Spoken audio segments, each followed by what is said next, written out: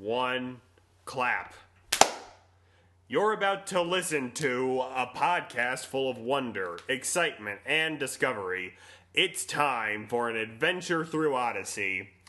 Hey everyone, welcome back to the Adventures Through Odyssey podcast, Odyssey Revisited. I'm Will. I'm John. And I'm Gabe. And today we are going to be talking about album 30, Through Thick and Thin.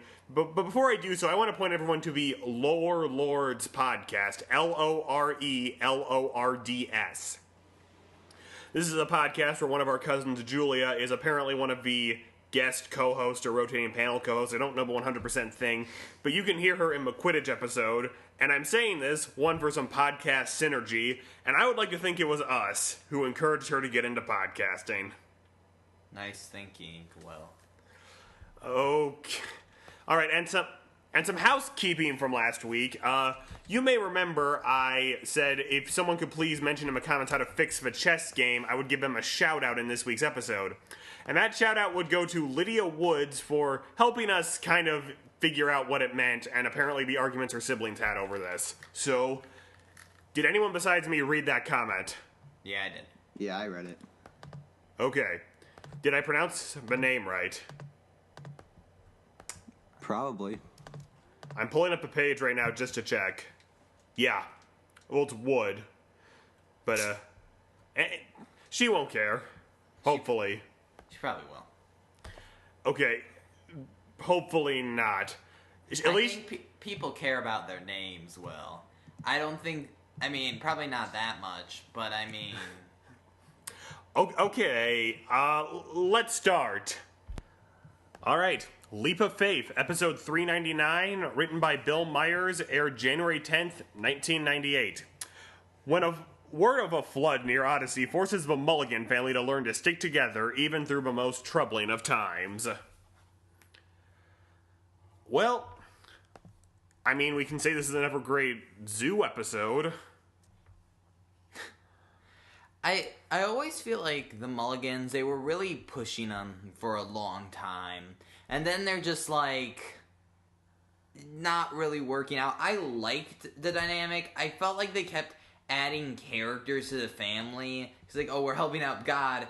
But then if you missed one episode, you'll be like, wait, who's this character? And I know you can say that about a lot of episodes, but it seemed like more and more things kept happening to the family, and you needed to know about them. Yes, the Mulligans are the Odyssey equivalent of the Cosbys. Right, I feel like the Mulligans had a good dynamic with some of their core members, but they got some of the goofy episodes that not every family would even do well. Right. I think overall this is a solid episode. It gets its point across. It's a little. It felt a little clunky. Well, yeah, but they got to save a monkey from drowning. That was kind of the clunky part. True. And go ahead, Gabe. Oh, nothing. Okay. And a note for this episode, it says, this episode was the beginning of Nick's spiritual journey. Did they ever complete that? Well, didn't he become a Christian? I don't know. He just kind of left the show. Yeah, I think he did. Leave the show or become a Christian? Become a Christian. I might be wrong, but I think he did. Well, I will quickly look that up. And just to clarify, the Cosby joke earlier was about the Cosby show, not the actual person. Well, we all knew that. We chose not to make that correction because we assumed other people. Well, suspicious people might be listening. He didn't get saved on the show, but became a Christian in a Clubhouse magazine. So I guess Jesse from the Adventures in Odyssey podcast did it. On a script. Yeah. Okay. That feels like something that maybe should have been an episode, but I feel like the actor just left. Yeah, that would have been a good club episode. Alright. OT Action News, Jephthah's Vow, episode 389, written by Phil Lawler, aired January 17th, 1999. The OT Action News team tells the biblical story of Jephthah and his hasty vow. Okay. I know you guys don't like kids radio episodes. I think this is one of the best ones, and I actually really enjoyed this episode. I think it does get a biblical story that's very different and even more darker across, and I think it's overall a very good episode. I do agree that this is one of the better Kids Radio episodes, but there's just something about them that I just don't think I'm ever really going to like. But this is one of the better ones. Okay, I'm completely against you. I've never been a big fan of the gimmicks some shows do where the characters are reporting on a historical event as a news program. I just find that incredibly contrived, and there are better ways to do it. Yeah, I can see that.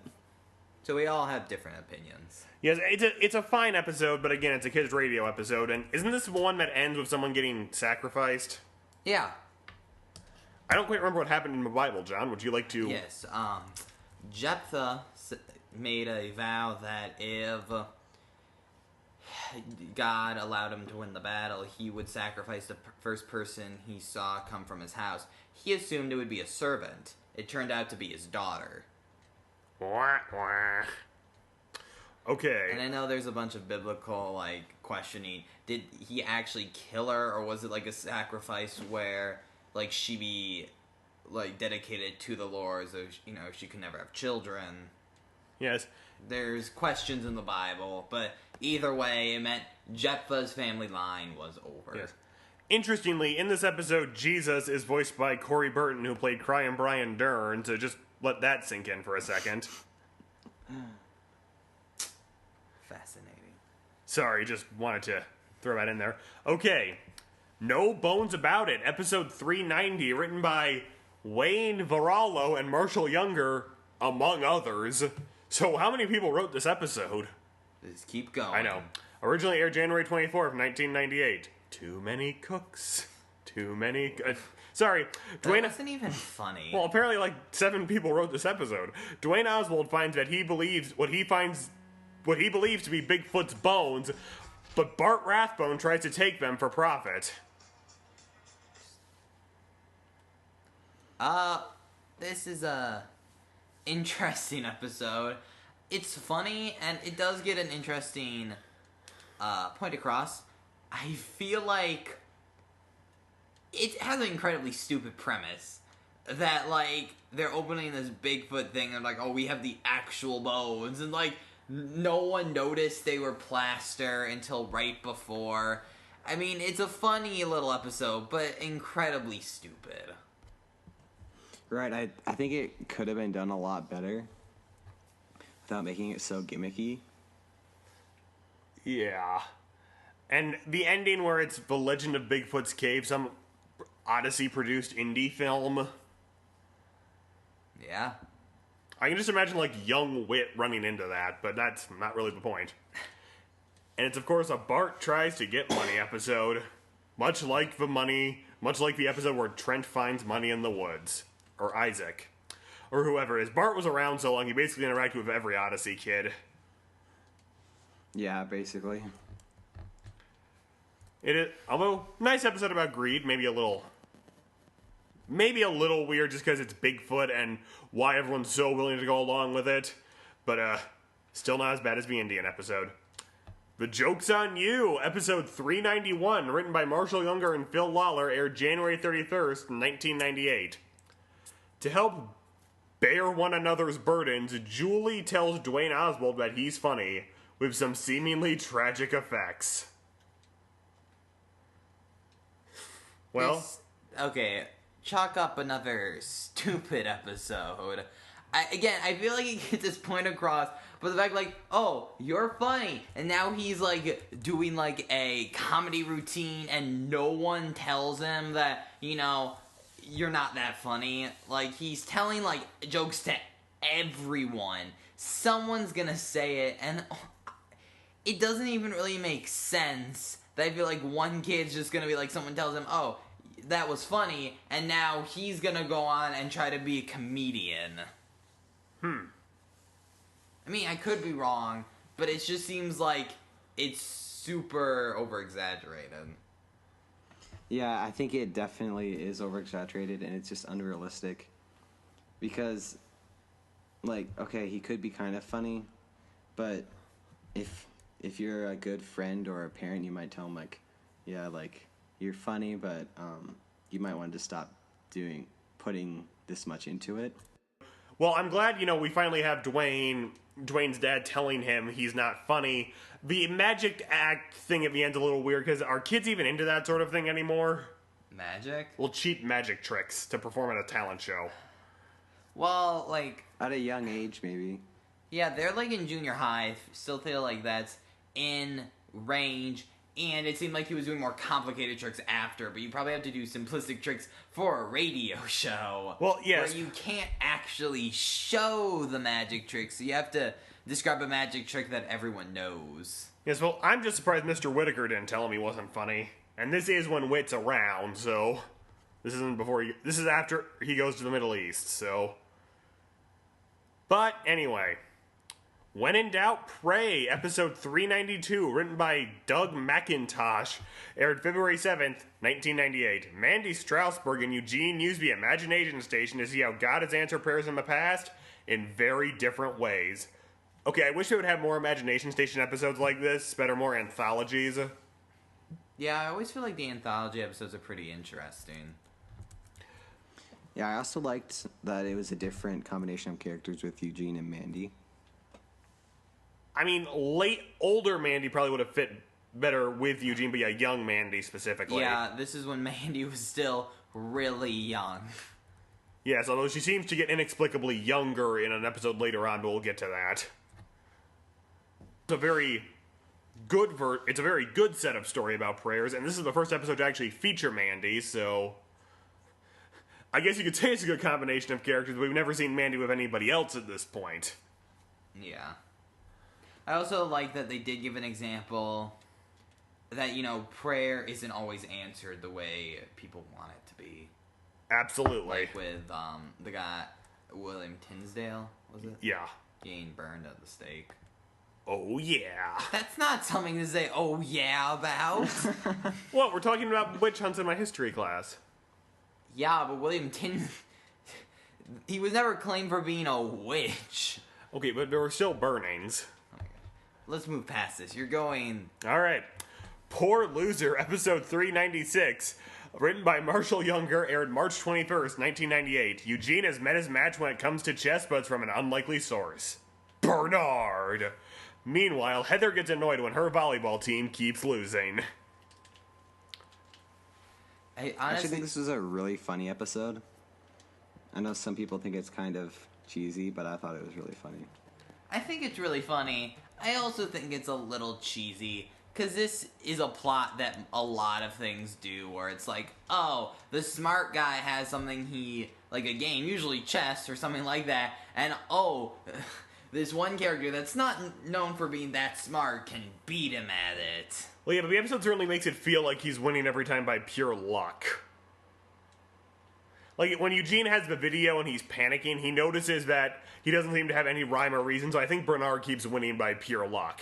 I don't think it's luck, but... Because I feel like he knows how to play, but I mean... And it's also nice to have another Eugene and Bernard episode, and it's also nice to have one that isn't about them being related. Yeah, because how many of those have there been? Well, they never bring it up. That's, like, even the road trip or when Bernard has to move in with Eugene. No, wait, Eugene has to move in with Bernard. Weekend at Bernie's. They have to bring it up at least once. That's horrible. So. Yeah.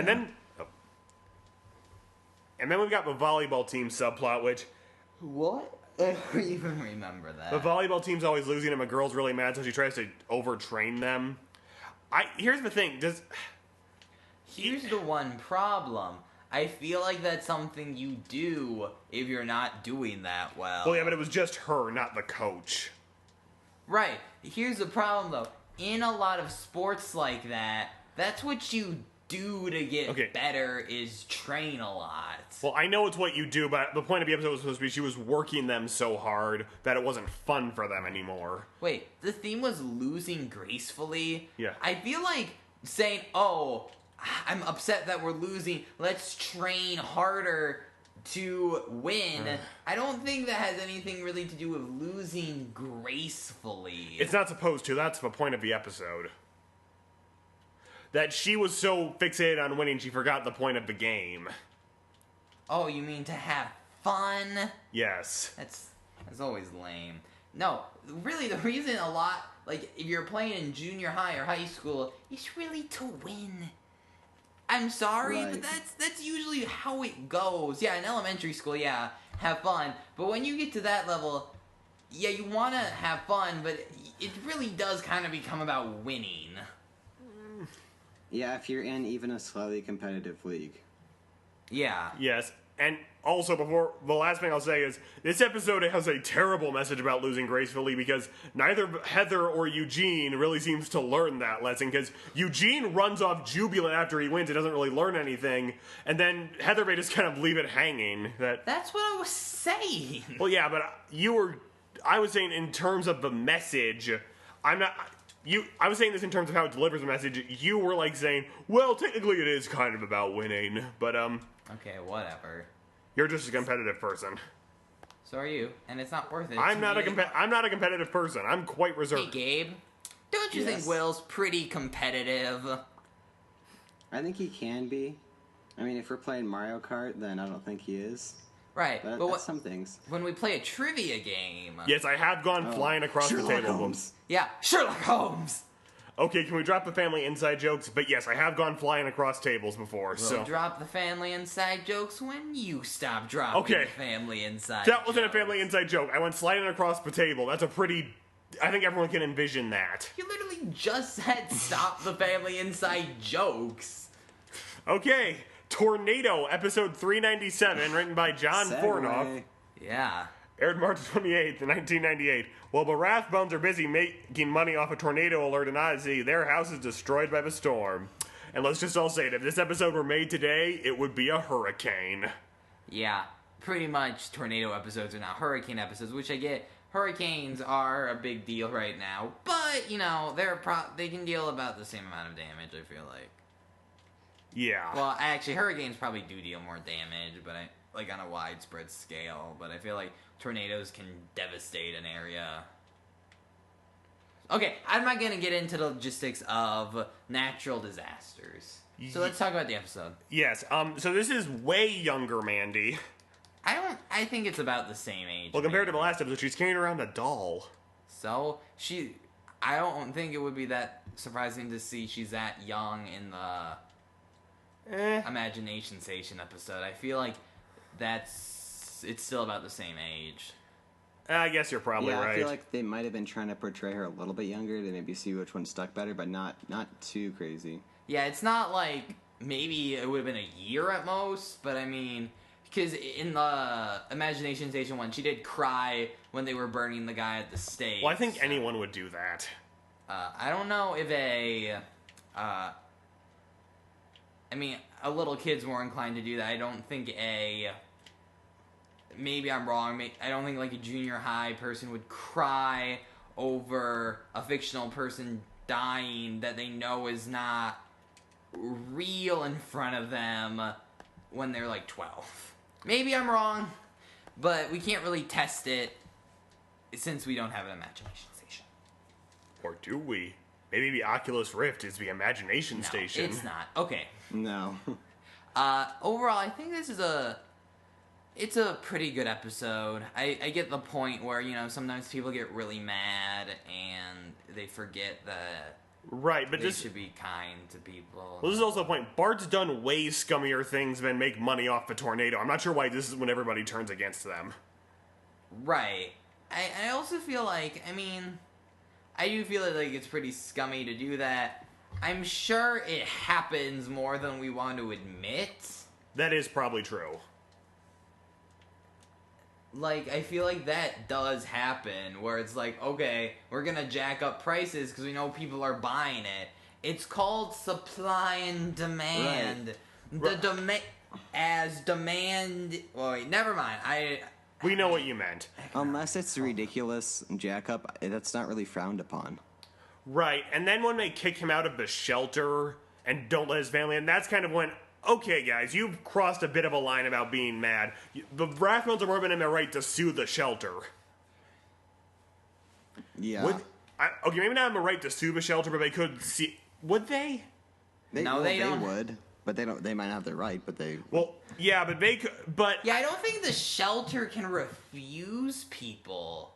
especially after a tornado, like if they're full, but they didn't say they were full, they just kicked them out because of what they did. Right, if they're full, I understand, but when it's like, okay, you can't kick someone out of the shelter for charging them maybe $10 to $20 upcharge. I mean, that's them making basic supply and demand as as stock decreases on a wait, actually no. I don't want to mess it up because I don't want my economics teacher to get mad.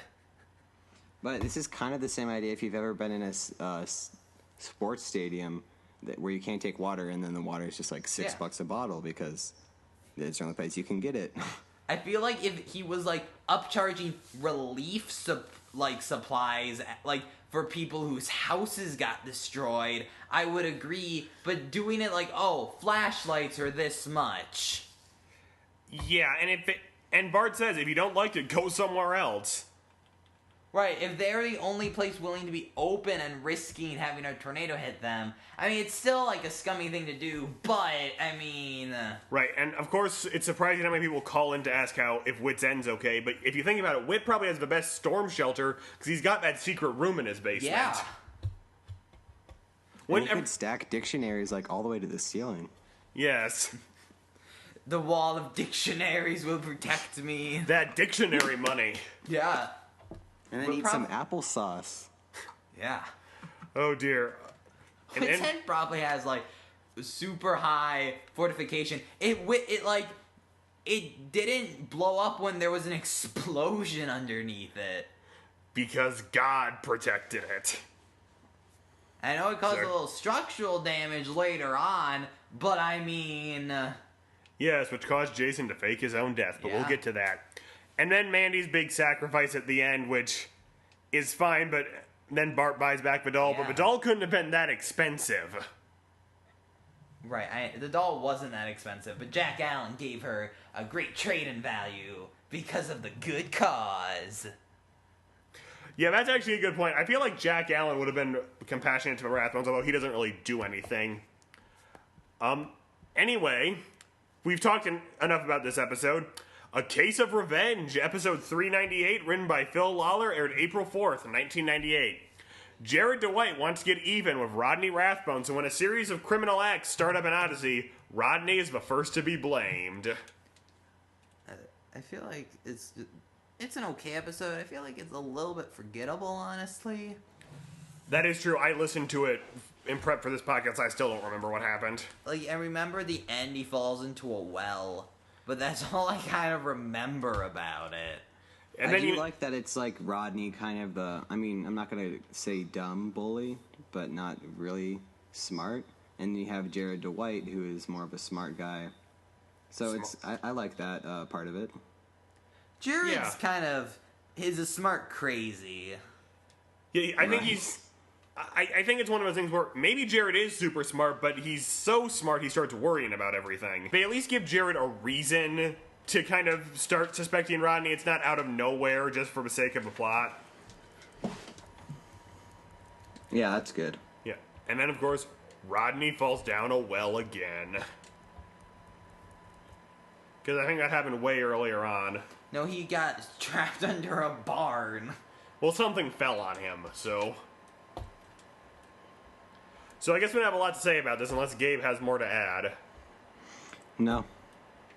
Yeah, I guess a better plot would have been Jared tries to get revenge on Rodney, but it's the dig two graves thing, but okay. Bernard and Job, episode 399, written by Phil Lawler, aired April 11th, 1998. Bernard tells Lisa and Nick Mulligan the biblical story of Job. I really like this episode. I feel like Job's kind of an interesting story to tell. And one thing is, I feel like Bernard telling the Bible stories is a pretty good way to do it, because you can just do a straight Bible story pretty much. Yeah, I would agree with that. As opposed to having, like, Grandmother Parker bumbling around in ancient times. Yeah. Then probably having a fiesta. Anything you would like to add, Gabe? I think this, when Bernard tells Bible stories, I think it's pretty good because they don't feel any pressure to add anything crazy because he wouldn't really personally. Right. Bernard's a very straightforward storyteller, so Yeah. that is definitely nice. And then, this episode does have the most depressing thing that the story starts because Nick runs over a puppy. Oh, yeah. But the puppy turns out to be fine. Oh, Well, that's kind of rare. Yeah, that's true. And they named the puppy Job. Here, Job. Isn't it? Why do you name your puppy Job? Okay. That was such a dumb joke when we did it at the beginning, but, okay. The Spy Who Bugged Me, episode 400, written by John Fornoth, aired April 18th, 1998. Jared DeWay and Dre and Oswald try to find out what Sarah is doing in her Secret Sisters Club. I think this is an incredibly funny episode.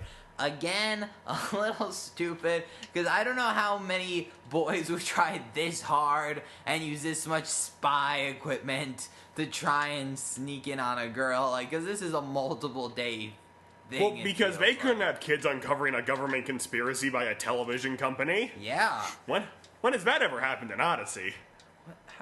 What was it? They were making a calendar. Orphanage.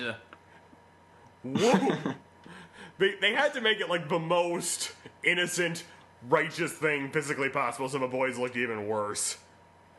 Yeah, I feel like maybe it should have been something a little more interesting. I feel like, oh, we were making a calendar for the orphanage. Well, no, just but something. Why didn't you just tell them? Yeah, that was actually a good question. If you're that annoyed with them, just be like, okay, here you go. And they're like, oh, okay. Right, it needed to be something worth keeping a secret. Maybe they should have said we were going to shoot Mr. Whitaker with their cameras. That would have at least gotten things surprising. That would have gone over well. Didn't they say that? Well, it was like, we're going to shoot the police chief and the mayor, and they heard that, but they didn't hear the part about the cameras. I really like in the Spy Who Bugged Me that it's like the legion of girls versus the boys in the clubhouse. Especially with Odyssey, because I think these were some of the really good episodes, because you can't really, like, you can go wrong, but if it's a little unrealistic, then people are going to understand. You mean the girls versus boys thing? Yeah. Yes, and Odyssey's the only one that's pulled off drag. Oh yeah, he does dress as a girl, doesn't he? Yes. And like they believe it. I guess like Well, no, here's the younger thing. guys could dress. I mean, I'm not supporting that, but I mean, I guess a younger boy could kind of look like a girl if he dressed like one. Yeah, the only thing I'll say is, I listened to it again before this, and it's a little hard to tell if they know, or if they know and they're just humoring them, or like they legitimately don't know. But because it's an audio show, you don't really know how good the costume is. Right. I mean, I hope they realized it, but in the show, it's like I could kind of see them not knowing for sure. Yeah. Yeah. Although, it's a good point he got busted, because how far would they have taken it? I didn't mean that in a weird way, guys. I just Let's meant... move on! Oh, yes, and then we get some nice Wit backstory, and we find out his favorite radio show was Captain Electric. Whoa! What info? I would like to know where Wit got all the money for the spy equipment. Dictionaries. Yeah. Oh. Will, that mad dictionary money. That could be true. That is true. Alright, so remember, the only boys versus girls episode that dared to do drag. Hey, wait a minute. Earlier we were complaining about Bart Rathbone upcharging for storm equipment. What about that upcharge on dictionaries? Wit's the real problem in Odyssey. You know how much it probably takes to make a dictionary and how much they sell them for? I think we learned who's really upcharging in Odyssey now. Headcanon. No one knows what that means. Yes, they do. Okay. More What like does it mean? Yeah, Jacob? I don't know what it means. For those of you who don't know, a head canon is a canon from a show that you make up in your head. Okay, keep going. Oh. More like Alicia, episode 401, written by Marshall Younger, aired April 25th, 1998. Heather gets the ability to become her idol for a night, but finds out what a shallow and self-centered person she is. So immediately this would have been a better Room of Consequence episode. Or Transmuter, but that didn't exist yet. I actually like it better, not Room Consequence episode. Well, yeah, and although I will say, I think part of the episode's humor is lost because of the visual joke of her dressed as a bear. Yeah, a little bit. Well, like, if you're a 5-year-old and miss that point, you might be wondering how they're falling for it. Man, again, just another super forgettable episode. Really? Yeah, I don't it just seems like it's like nothing. To me. I guess I can kind of see that. Man, I actually like this episode a lot. I would agree. I think it's a little overly dangerous that the kid's gonna blow up some chemicals at the party. At the end. I feel like Maybe. It depends on how old they are, though. True. And how feel crazy of stuff they'll do. I feel like the fact that like this girl's so obsessed with this one girl at her school that she dresses like her and pretends to be her is so stupid. Okay, I mean, yeah. I'm sure, yeah, there are, like, people who idolize people at their school that much, but would they become, like, their clone and then pretend to be them? Okay, yes, that's borderline on psychological obsession. She might want to go see a doctor. But, okay, just because we're running a little short on Honestly, time. I think one more thing, I think she was Take your more time. obsessed with the idea of being really popular and everyone liking her. Right, I think maybe it just made her... I like the episode too. I think maybe it made her a tiny bit too obsessive, because where did she get the tape? Oh, wait, yeah, the documentary, but still. Okay. And Arizona Sunrise, episode 402, written by Doug McIntosh and Phil Lawler, aired April 22nd, 1998. Cody Caper has to do a project on the Old West, so Jack tells him the story of James Klinger, a circuit rider. Well, I mean, it's one of their better just straight history episodes. It's not as bad as the Jubilee Singers. The I Jubilee like that one better. You do? Well, the Jubilee Singers, I think, is a better story to tell. They told it a little too long. I feel like Because wasn't it a 3-parter? Yeah. Yeah, that's too long. I feel like this didn't really need to be an episode. Like, I didn't really need to know this story. It's a nice little story. I don't really need to know about, like, a dude who's, like, because I feel like they've told enough stories with this kind of theme. Yeah, I would agree. They probably did it because they wanted some Old West stuff, because it's something they don't normally do. Yeah, Old West seems to be something they divert to do a different kind of episode. Yeah. Like the only other ones I can think of is the one about like old Odyssey. Yeah, and then there's the retelling of the parable of the vineyard or something, where the guy yeah. moves and keeps sending people. Yeah. Isn't it like the unfaithful servant or something? Yeah, I think I'd have to go look. Sorry, it's a parable about the kingdom of heaven. Alright, so again, unless anyone has anything else to say a history episode, we never have too much to say about those. Nope. Next. Alright, well that wraps up this album, actually. But it is time for trivia. Alright. Is everyone ready? I've got a pretty good one. What is the password Alex and Cal used to get into their mom's computer and first talk to Aram? Oh man. Milk and eggs. Crap! Is that it? Yes. Were you hoping someone would say eggs and milk? No, I would have accepted eggs and milk. Wait, which one is it? Milk and eggs. Okay. I've been going through my Novacom episodes because we're having a big Novacom special blowout with a surprise guest in a little bit, but Surprise guest. Shailene feel- Woodley. Yeah. I feel like we can only say it's a surprise guest if it's someone people know. yeah. Bob and Jesse from the official Adventures in Odyssey podcast will be joining us. What? Don't forget your script.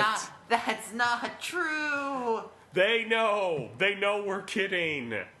Okay, so that wraps up this album. Before we go, I just want to say, we're 2 weeks away from episode 10, and we've decided to cast a live-action Adventures in Odyssey movie as our 10th episode special. It will not be, well, somewhat serious, somewhat not serious. Yes, so we want your help, the fans, sort of, just for fun, in the comments, or we would prefer an email or like a personal message on Tumblr, so I'm more likely to see it, because I sometimes won't read the YouTube comments for several days.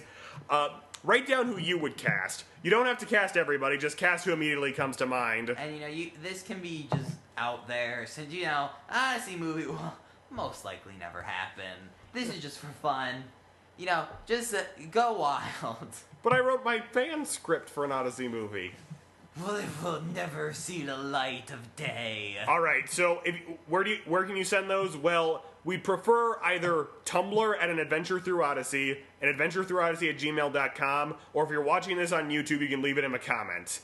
And you can also like us on Facebook, follow us on Twitter at AIO Revisited, and there's one thing I'm forgetting, Instagram at an Adventure Through Odyssey. And Tumblr. I said you can send a message to Tumblr, so I didn't feel the need to be redundant. You were redundant. Oh. Okay, so join us next week when we'll be looking at album 22, The Changing Times. I'm Will. I'm John. And I'm Gabe. We'll see you next week, and check out this week's mini episode.